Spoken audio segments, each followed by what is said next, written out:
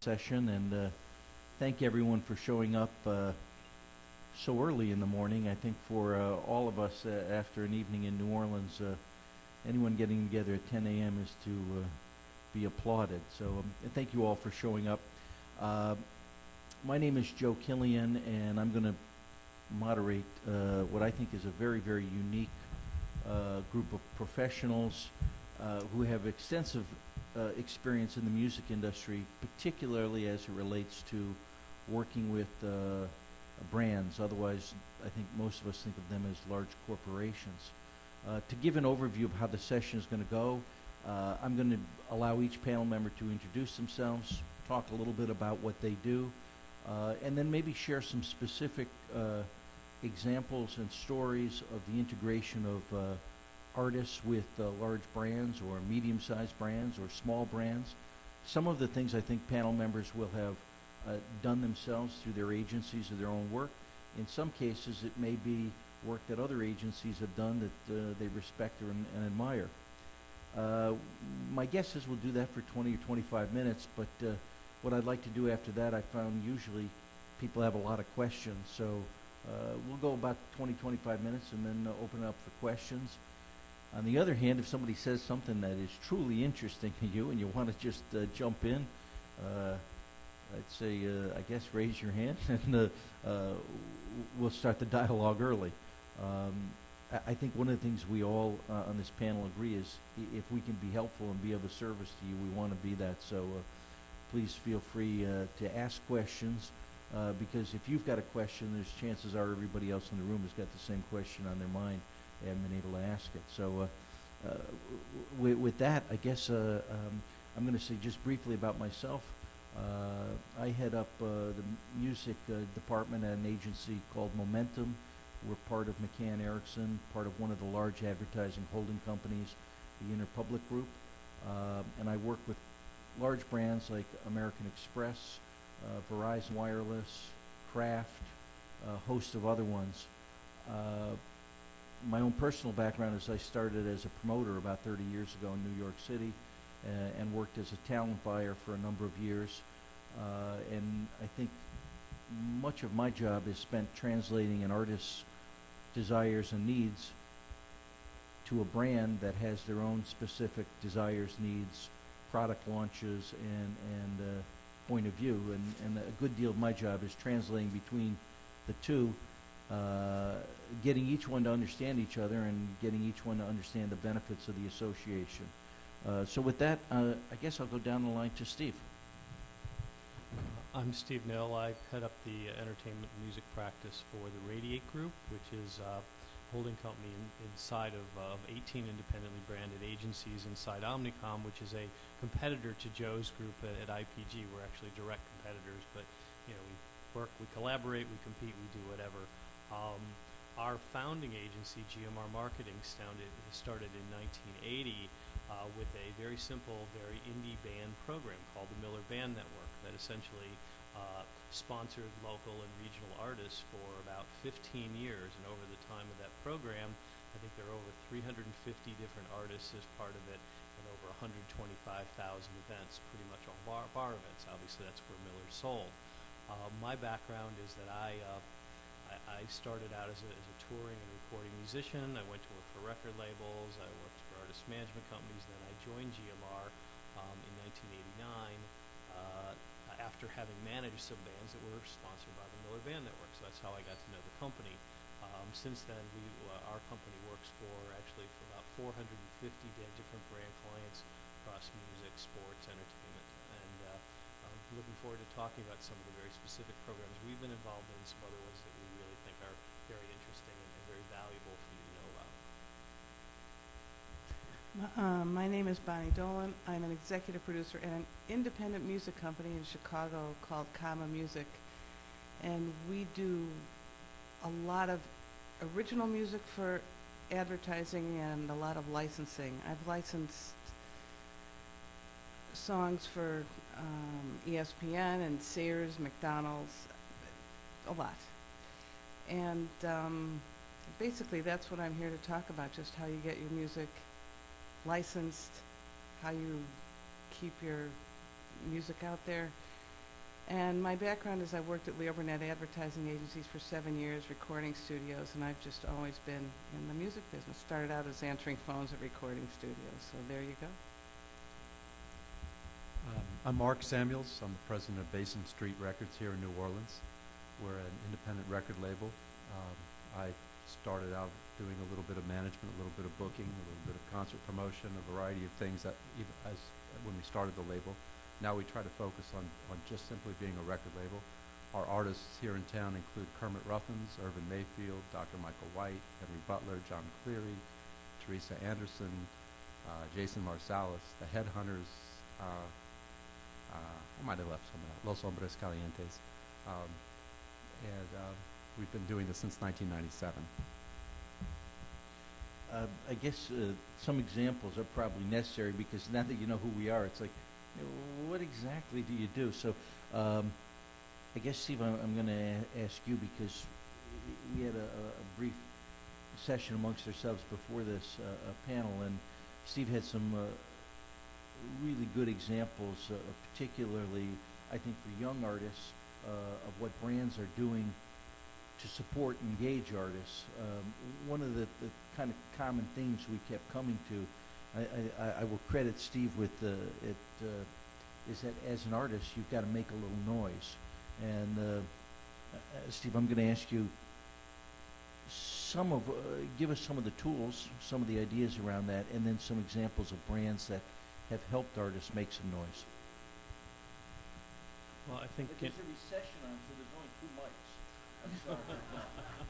We're going to provide 4, but got a cutback, so we got 2 up here. You know? Okay.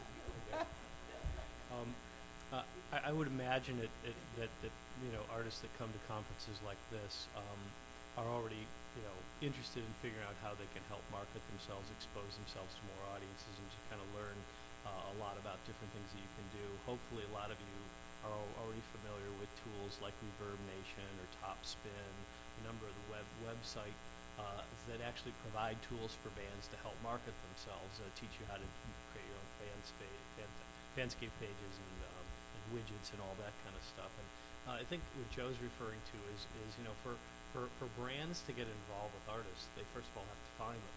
And to find them, there needs to be something going on in the marketplace about that band. I mean, unless you're lucky enough to have a friend whose dad happens to be the chief marketing officer or CEO of some big corporation, there's a personal relationship.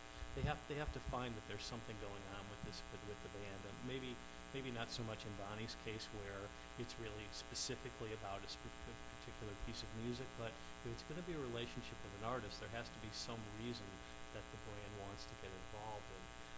There's a couple of really good examples of how artists have just recently been supported by some brands, and again, brands are looking to get something out of this, something that's of benefit to them. There's a recent program, I don't know if you all know about the program The Gap just did. The Gap was launching a new jeans line called 1969, and as part of the launch event, they went and they hired 4,000 independent artists to all perform the same night in each of their stores. And this was a very grassroots program. They didn't do it for advertising. They obviously paid the artists. And each of the artists went out to their fans, their friends, and let them know they were going to be playing there. And, if you figure each one of these artists has, even if they have 100 friends, that's the math there, 400,000 people that were engaged by this very simple, low-level program. And now that artist has a relationship with the Gap. Who knows where it's going to go, but it's certainly something that if you're trying to reach out to other brands, that you can say, well, I participated in the Gap program. Well, that's kind of the creds. It's no different than if you play at a club and you're trying to play at another club, well, you use it on your resume. It shows that you're active and supportive of this type of program. So there's a number of examples like that in the marketplace, but some of them are just very opportunistic for indie and developing artists. Bonnie, did you have some other examples of activations around music? Because obviously you supervise music, and maybe you should kind of talk about that process. I know you don't want to be inundated with music, but how you... Yeah, please. I'm taking this procession microphone over. Yes.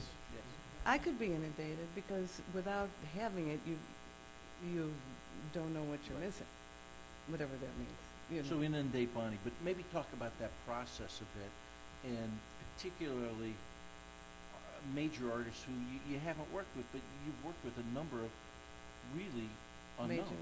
Oh, I've Uh, worked with a number of unknowns Unknown. and knowns. Yes. Um, I get probably 50 CDs a week, 25 from little indie labels. This is generally speaking, and I get music from well-known artists that want to obviously get their music on certain commercials. What I said to Joe when we spoke earlier, and is that I think that to get your music to me or to Mark or to Steve or to Joe is to be educated in where you're sending your music. If like Mark was saying, he has a jazz blues label, so he's not going to be really interested in hip hop stuff. Whereas somebody like me, if I'm working for an African American McDonald's commercial, I'll be looking for hip hop music. I just did an Office Max commercial, and it was a group called the Ivies that I don't know even why I had their song in my, yeah, the Ivies are from Chicago? I didn't even know they were from Chicago.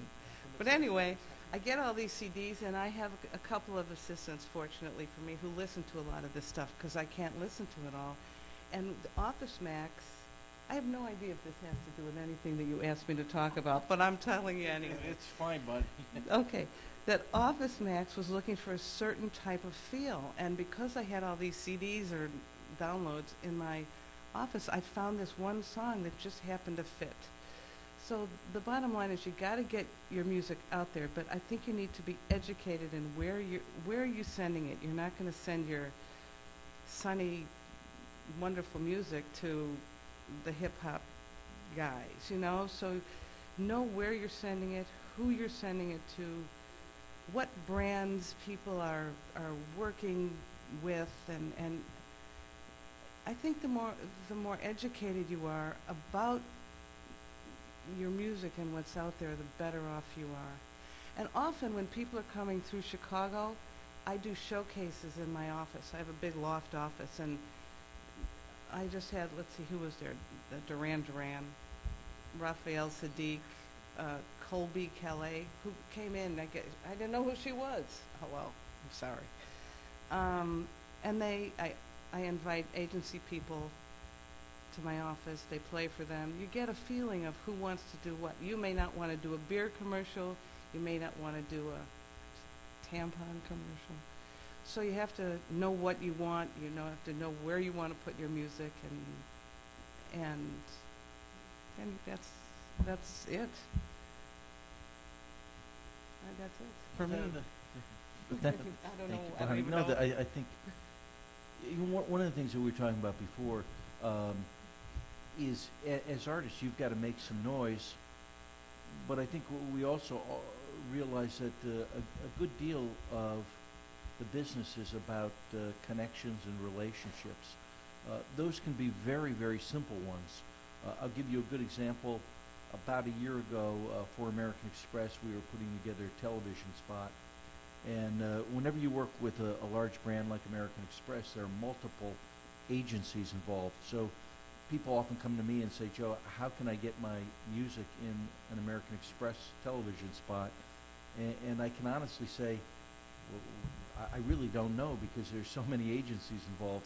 In this particular example, we were doing a spot. The Ogilvy and Mather agency was involved. The Endeavor agency was involved. My agency, Momentum, was involved. The music supervisor firm, Human, was involved.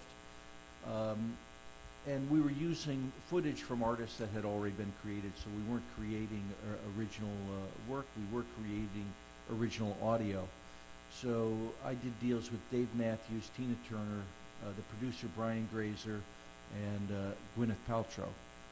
The spot was done, and then we needed a music bed. Now, we had two major artists, Tina Turner and Dave Matthews. In the meantime, Human had literally one of the guys in their office create what's called a scratch track, which was just music to accompany the visuals so that we could see it as it was being made and show it to the client. Was a guitarist who created 60 seconds of a little piece of a couple of chords going together in a very beautiful way. So we went out to select music. In the meantime, the client fell in love with the scratch track, and you've got a guy in an office who was just playing the guitar, whose music was in a commercial for a major brand that ended up airing during the Oscars and during the Grammys. So I think you have to, as an artist, you've got to take every opportunity you can. And it's not a straight road. I guess that's what I'm saying. And it's going to have twists and turns, and how you get to the people who make these decisions.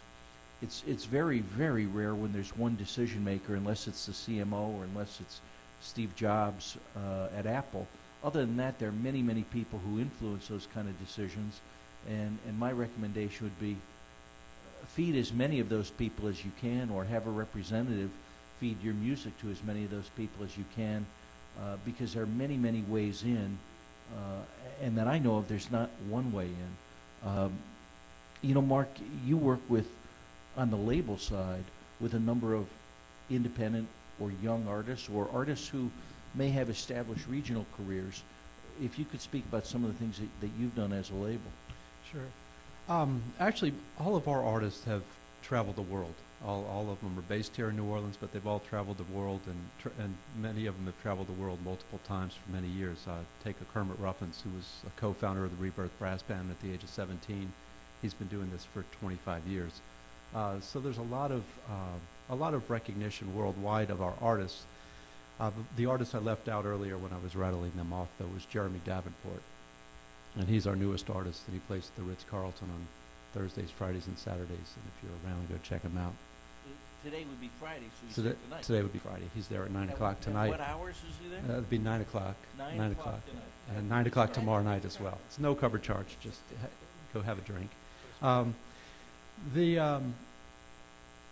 You know, our artists, they all had careers of some sort before they came to our label.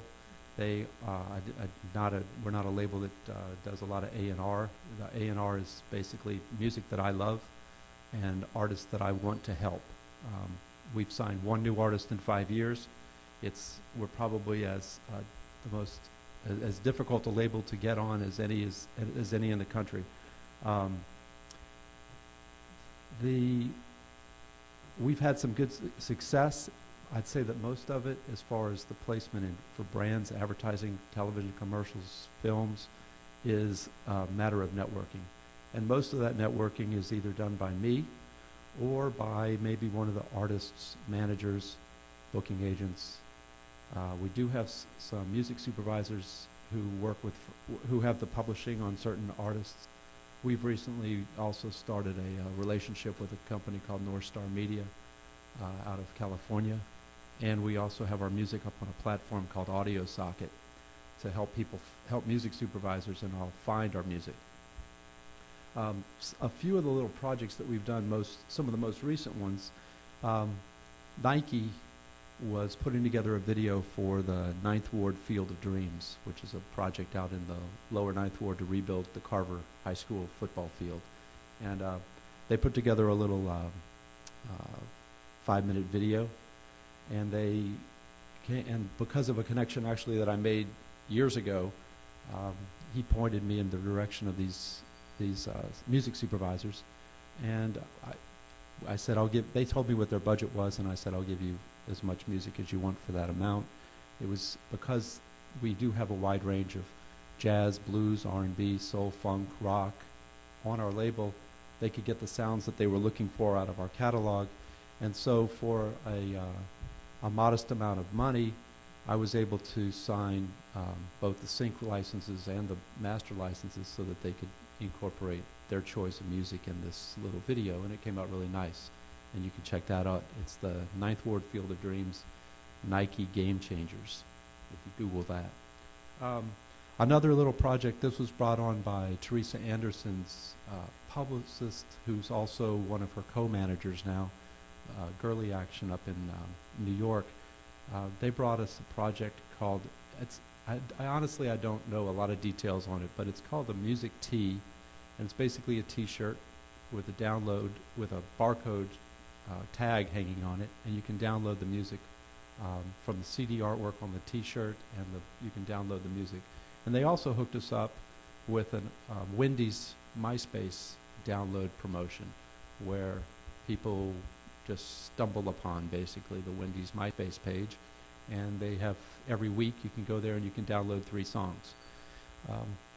Those kinds of exposures are terrific. They are, and they're all, like I said, brought about because of connections. And I can continue to give you some examples, or we can. Yeah. As my coffee's kicking in, I'm trying to think of things. Go, Bonnie. Last week I met this guy who's got a new company called Music Dealers, and what they do is they take all independent music, and they'll look at your catalog, and if I need a specific kind of music, I will call this guy, and he'll do all the negotiating. You guys get the money. I think you get a approval of where it's going creatively, and I think it's a really good idea. It's just musicdealers.com. It's a great thing to get your music to. I think another way to do this, and I told these guys this morning, is anybody can join NARIS, the Recording Academy. It's not just the Grammy show, but I don't think it's expensive to join, and the networking that goes on through the Recording Academy is extraordinary, and it does end up being about relationships, who you know, what you hear about, who's doing music, and it's just a great way to network. The third thing is, when he's talking about Human, which is a wonderful music house in New York and Los Angeles, educate yourself about where there's original music being done, whether it's for videos, whether you go to a production company, there's music companies in your city. Writing any type of music, not necessarily just to record to sell, is great. It's just a great foundation, whether you write 30 seconds of music or you license 30 seconds of music. So go online, see what's going on in your neighborhood, and just go for it. Yeah, I think, and I'll give it to Steve, I think the one thing I would also suggest is, I'm not a job counselor or career counselor, but generally I think artists view themselves as individual artists or artists within the context of a band. But in fact, you're songwriters, you're composers, you've got a much broader kind of palette of skills than you may know about. And those skills can be in a band at a club playing every Friday night, or since you do have the ability to write, compose, and play, there are any one of a number of other places. It could be working with music houses that create original music. There are companies and agencies that develop all kinds of variations on ringtones. That is not, it's original composed music for ringtones. Or there are companies that develop tones of music for brands, so that the brand has an identifiable tone on a global basis. Very similar to when you open up, your laptop, you hear the same Microsoft tune, or bells, if you will. So there are lots and lots of ways that you as an artist, or if you're a manager of an artist, can get your music out there and can be compensated for that. And I think what Bonnie's saying is educate yourself about those ways. And I don't know of a book or a school that you can go to. The best way to do it is, as Bonnie's saying, network. Some of that, join NARIS without a doubt. Follow the trades. Billboard is an obvious one.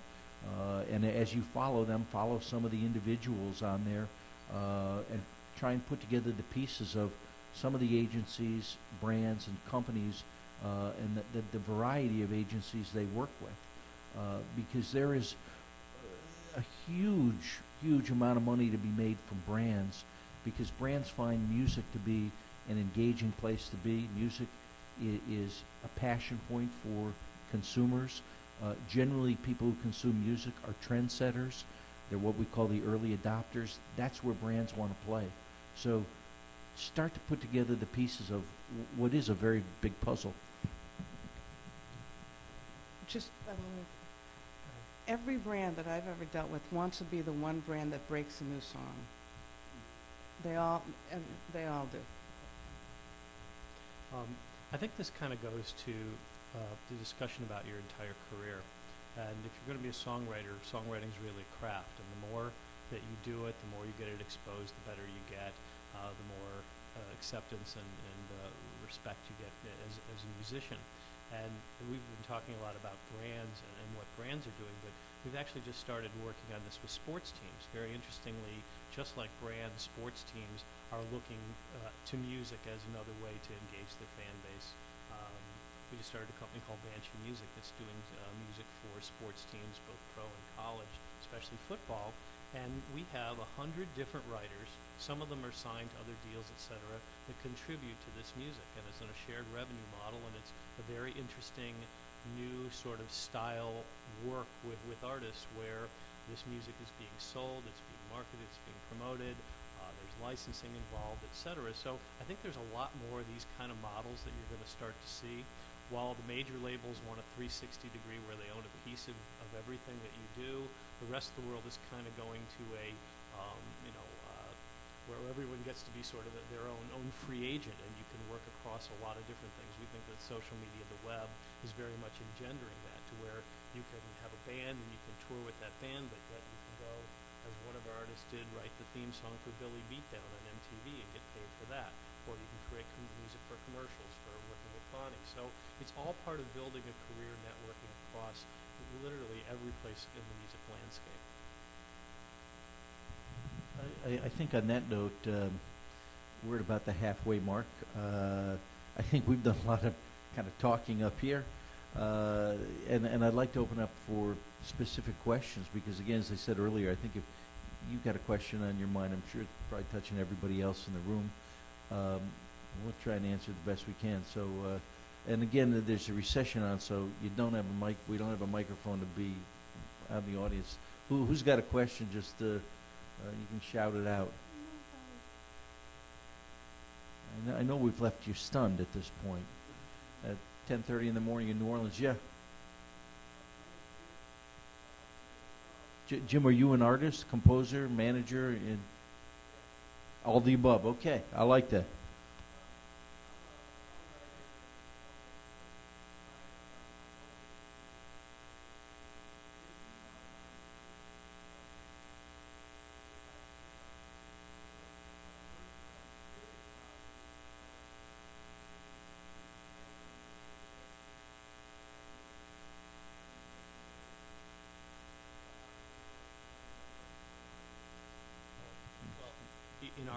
In our case, what we've done is we've created sort of a partnership between the artists, the teams, and ourselves, where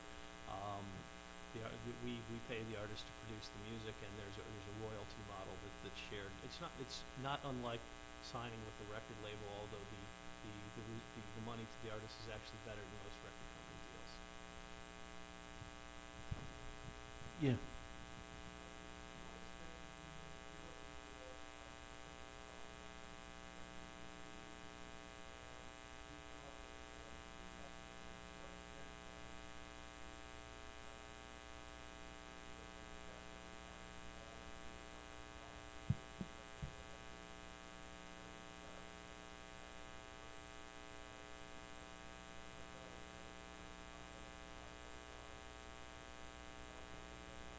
That's a good question, and it so depends on what the product is.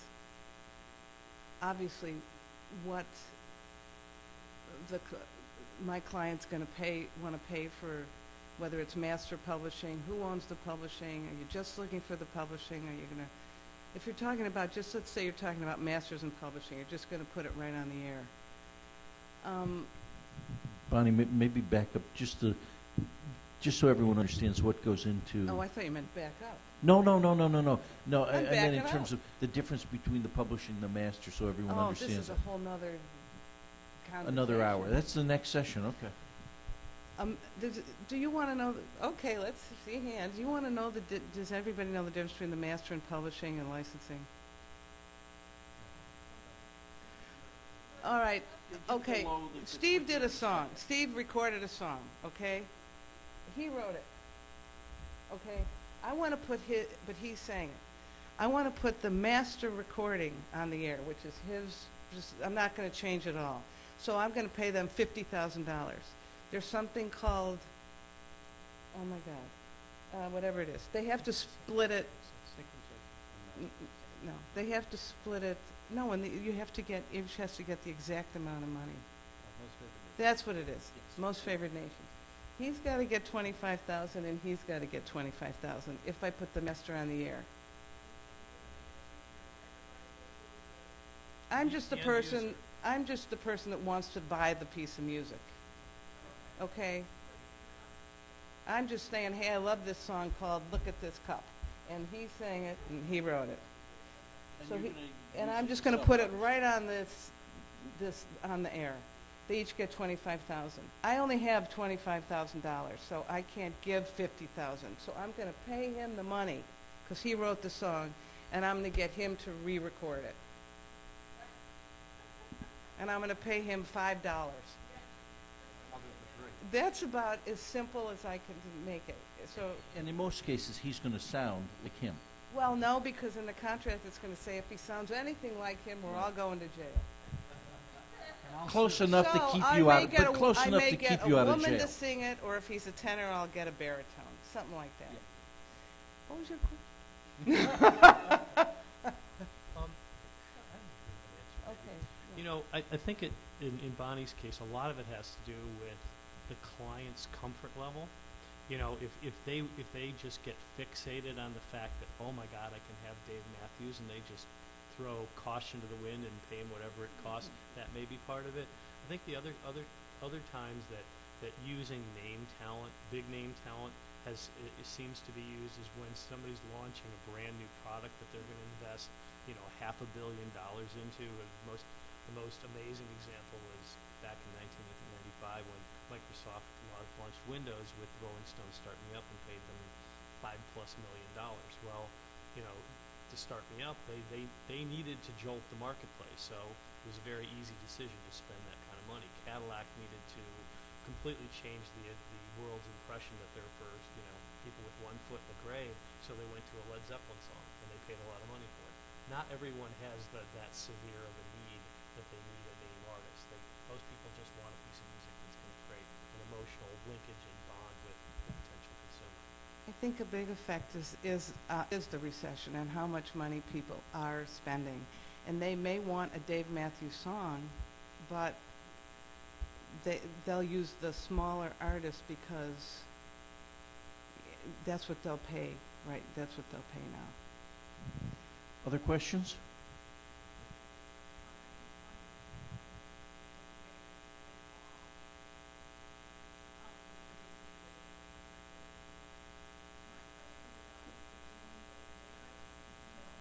NARAS, and it's the Recording Academy. They're the one.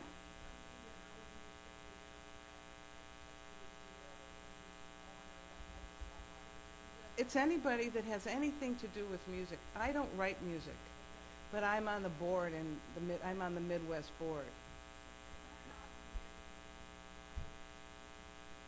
You can join as anything, and I think that it is one of the most overseen networking opportunities for musicians anywhere. I really do.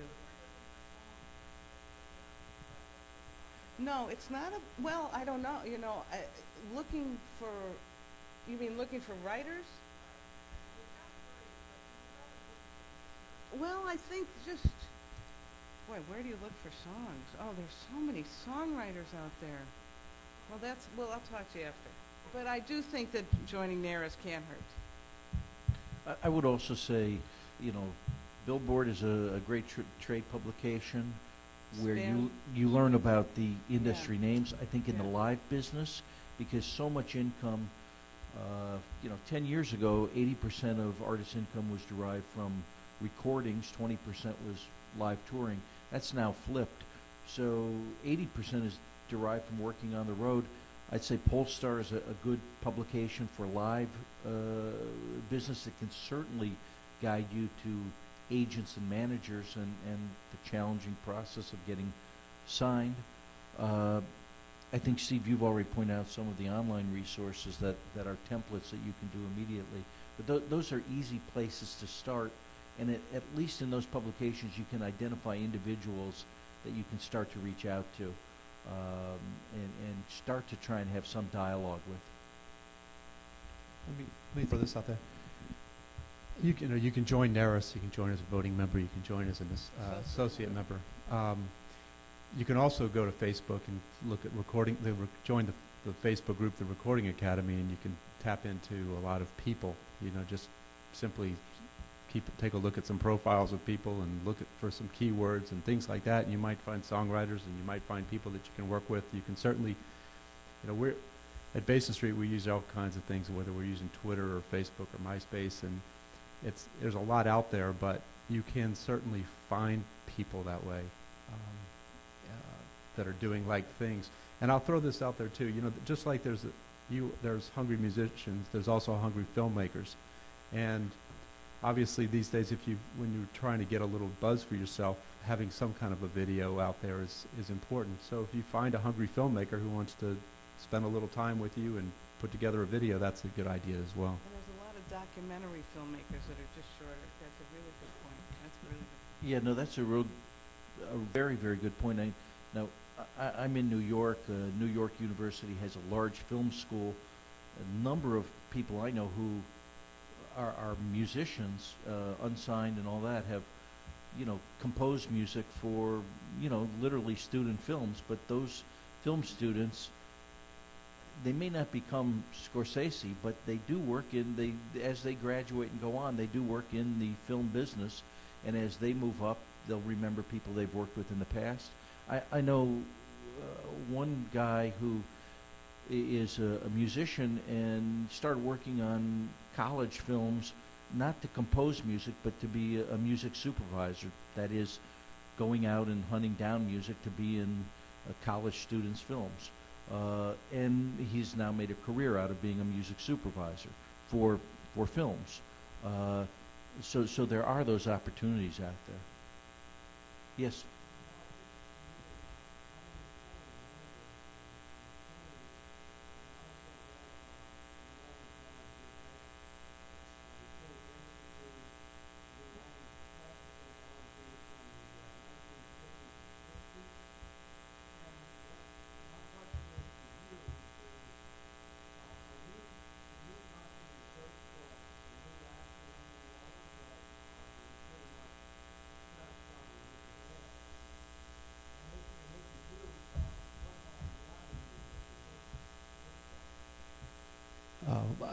I started earlier. I said that I had signed one new artist in 5 years, and actually that artist was somebody that I had been trying to pursue for about 12. It's very difficult to get on our label. What's important though is for me to be able to watch the band night after night after night and enjoy it and like the people that I'm working for. We are a very small operation. Before the storm, we were 6 full-time people. Now we're, I do about double time, and then there's 2 part-timers. So it's, so the answer is to invite me to shows, develop a fan base, show that you're doing some touring, so that you have a regional following at least, doing things on your own, creating fan base, creating MySpace page, having fans, I could sign a lot of artists now, and we get a lot of packages sent to us. But the artists that we'll look for in the future are going to be those that are already kind of doing things right themselves. So I guess that's the best answer. You may also find, to interest Mark, and I don't know, but it may be more valuable for you right now to create your own CD, or a short one, a 3-song demo or something like that, and begin marketing it at your performances, and building that, making noise that way, so that Mark says, Jake, he's got a real fan base, and it's a growing fan base. I want to be part of that.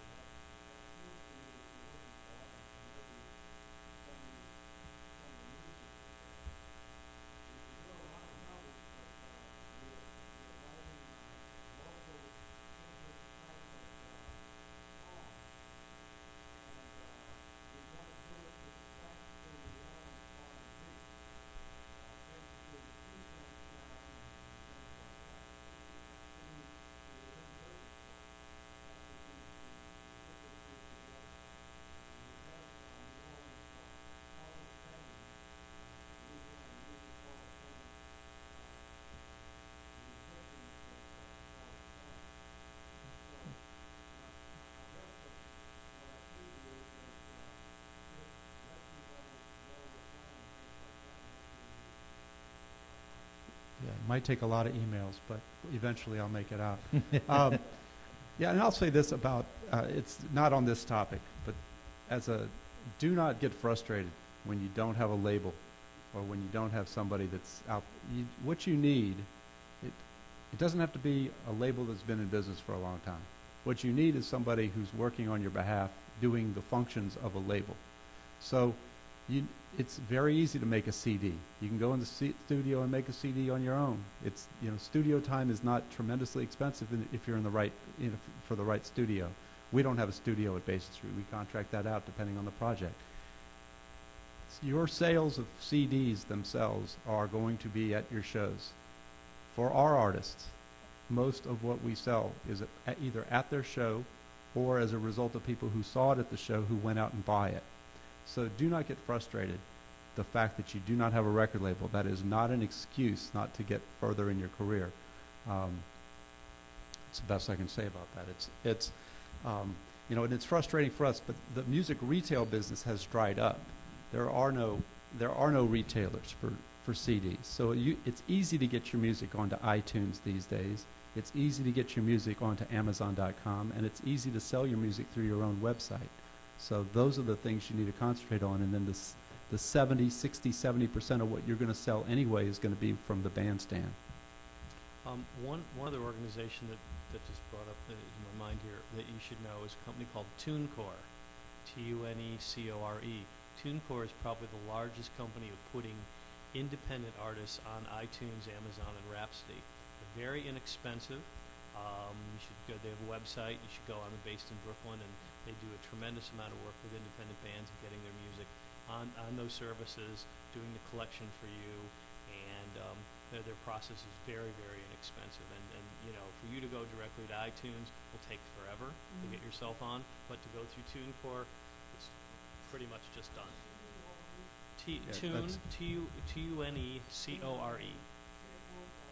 Right, TuneCore.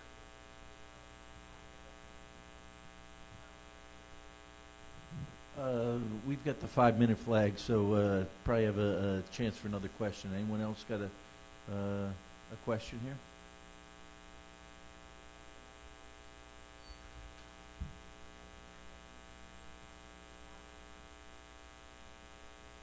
Music dealers?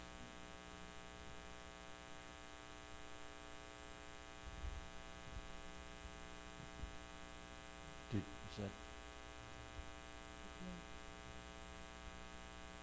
any other questions? Okay, I think one of the things Mark just said is important, where he was saying, don't be discouraged if you don't have a label.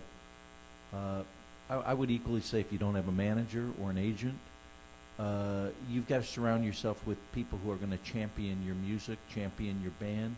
That may be a cousin, it may be a mother, a father. You surround yourself with those people who believe in it, and then really, develop a strategy of, okay, our first step is getting into bars or getting into clubs, and then the next step on the ladder is this, and develop that strategy. Keep to it, but understand that there are going to be a lot of twists and turns in the road. But surround yourself with people who really believe in your music, and develop a strategy and take those tasks on, because labels in the past did a lot of that for artists. They no longer do that. So it's up to you as individuals, as artists, to take on that responsibility. I think in the long run, it means you'll be better paid, but it is a long game. Steve, Bonnie, Mark, final remarks? Just enjoy making your music. Seriously. Don't get discouraged, and just keep plugging away.